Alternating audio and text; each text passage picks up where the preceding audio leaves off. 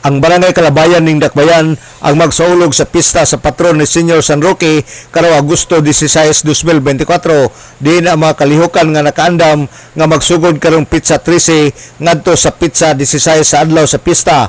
Una niini sa Pizza 13 ang Workers Night, sa Pizza 14 Search for Miss Kalabayan 2024, sa Pizza 15 Disco ug ang Bull Games ipahigayon sa Pizza 16 sa adlaw sa pista. Kini nga mga kalihukan sa pista sa Barangay Kalabayan ang ilang gipangandaman ug ang mugawas nga mamahimong Miss Kalabayan 2024 mo'y mo represent sa sunod nga Miss Osamis 2025.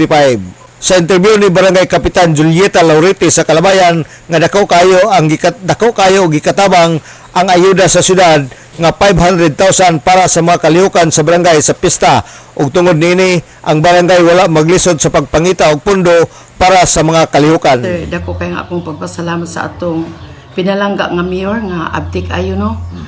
Mayor Henry Indi If Waminal kay kani nga kalihukan sir dili gini mahimo og wala ang iyang pagtugot.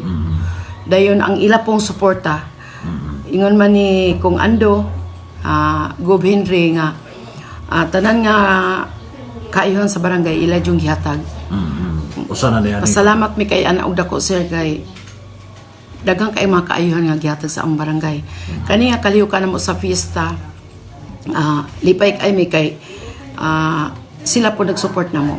Si Barangay Kapitan Julieta Lauriti sa Barangay Kalabayan. Dako ang pasalamat ni Lauriti sa Asinso Osamis Administrasyon pinaagi ni Mayor Attorney Andy Wominal Jr.